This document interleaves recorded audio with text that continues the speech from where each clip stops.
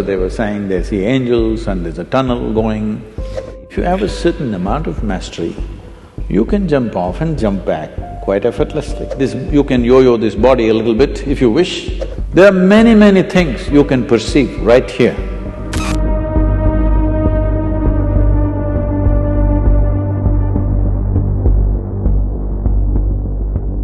So I want to hear about your thoughts on near-life-death experience. A lot of people are in surgery said that, middle of the surgery they could come out and see what's happening, see the conversation, what the doctor is doing.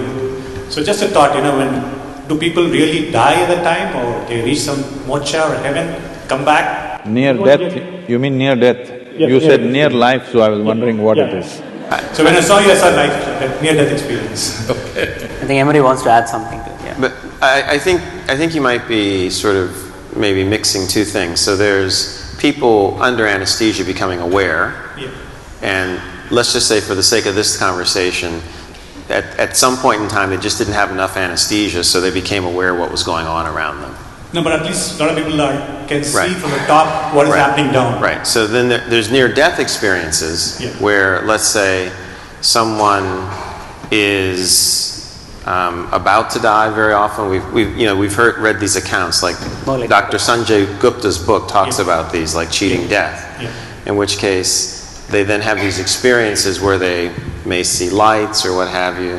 So I just want to distinguish that because they're two different cases. That's what I want to know. Okay, all right. It's more focused on out-of-body experiences. Pardon me? Out-of-body experiences. And out-of-body experiences. And we see these sometimes where certain of the drugs we give patients, they report out-of-body experiences.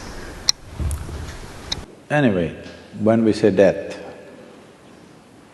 the definition of death on one level is you lost your body. That's what that is.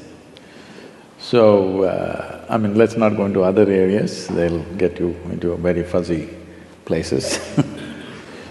About near-death experience, what is being referred to as meditation? We have a certain type of meditation called shunya. That means shunya literally translates as emptiness. That's not the right translation, but there's no appropriate word in English. So it's emptiness or nothingness. So if you settle down into shunya meditation, it's not near death, it's actually death, but conscious death. If you have… suppose you're riding a bicycle, you are a new rider with little balance, so you will go like this.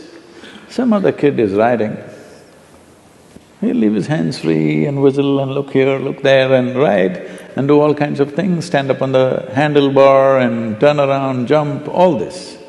Why? It's a certain mastery, certain balance and mastery. Now, you can jump off the cycle and again jump back and do all these things. Similarly with your body, if you have a certain amount of mastery, you can jump off and jump back quite effortlessly. Now it is happening accidentally because of some medication, or for many people during 60s, 70s, the LSD time, there were a whole lot of people talking about this thing, sir, it's your time.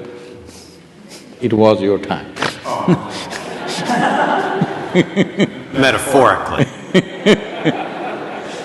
So, a whole lot of people talking about this, and it really happened to them.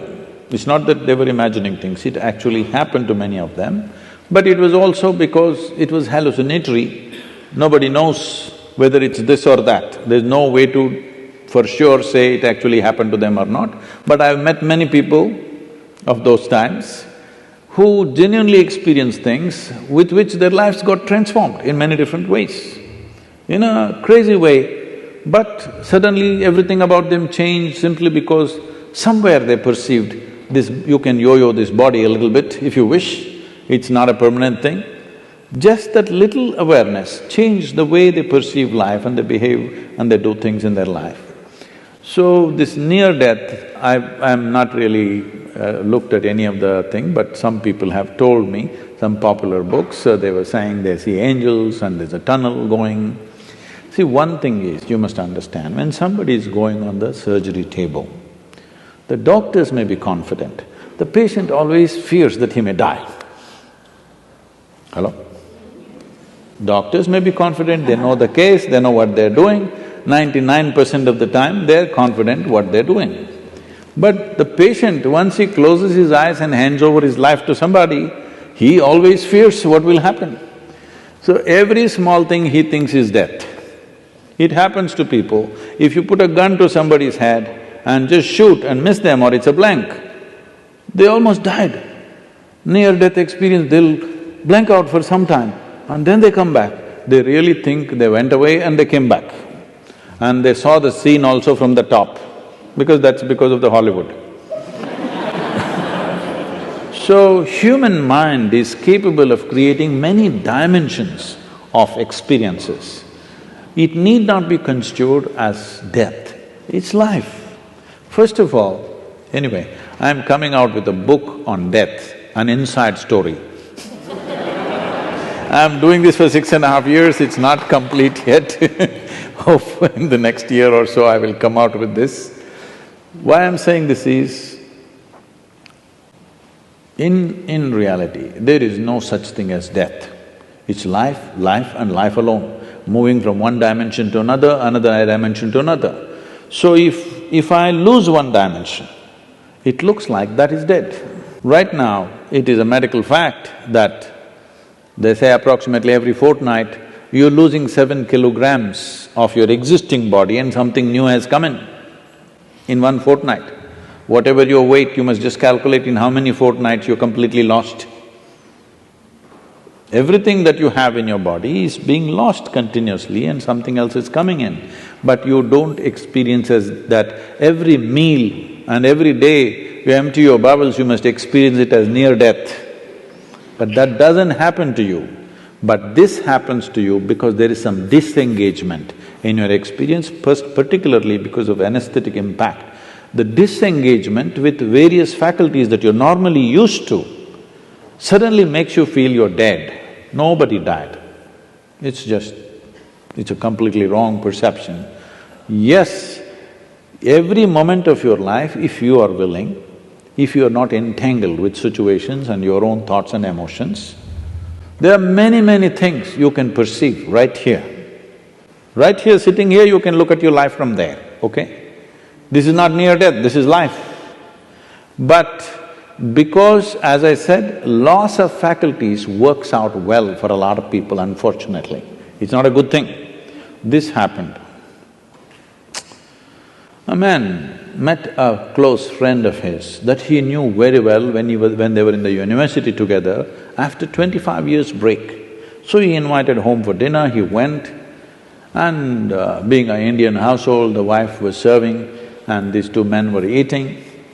And every time he wanted to ask for something from his wife, he said, my honey, my sweetie pie, my boo-boo-boo, my ko-ko-ko, my bulbul, and whatever else, your Tamil, so my tangam and my chuchu, all those things.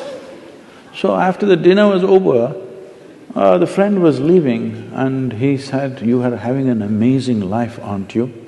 I'm married with my wife for 15 years, we can't even look at each other's face. The way, the endearments you're showering upon your wife is truly fantastic. I said, what are you talking about? He said, you called her bulbul, you called her tangam, you called her this. I said, oh man, I forgot her name 7 years ago.